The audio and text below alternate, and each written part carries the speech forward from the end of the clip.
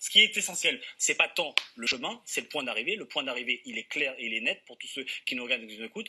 On maintient ces mesures, on va plus loin dans le renforcement du pouvoir d'achat avec ce qui avait été annoncé sur la prime d'activité, ce qui est annoncé sur la prime exceptionnelle de fin d'année, ou encore sur la défiscalisation des heures supplémentaires. Donc, petite question sur la prime d'activité. Je vais vous donner un exemple très concret. J'étais lundi dans ma circonscription avec des personnes, en général des femmes, services d'aide à domicile. Voilà, là, on n'a pas forcément des hauts salaires.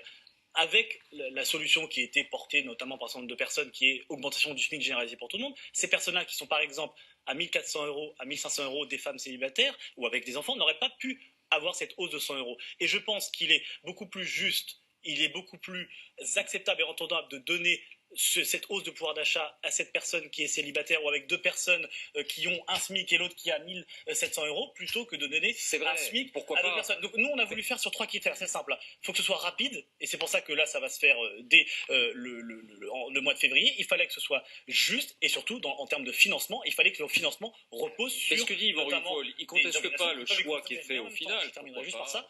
Quand on regarde l'histoire un peu de la 5e République, il y a eu des moments où il y a eu bien évidemment des mouvements comme ça. Mais la réponse qu'on a fournie, la réponse qu'on a donnée avec ce projet de loi qui arrive aujourd'hui sur l'urgence économique et sociale, elle est sans précédent, elle est inédite. Mais à côté de ça, ça n'empêche pas qu'on continue bien évidemment à préparer l'avenir et à investir, à vraiment travailler sur des projets qui vont transformer en profondeur. Alors à travers c'est quoi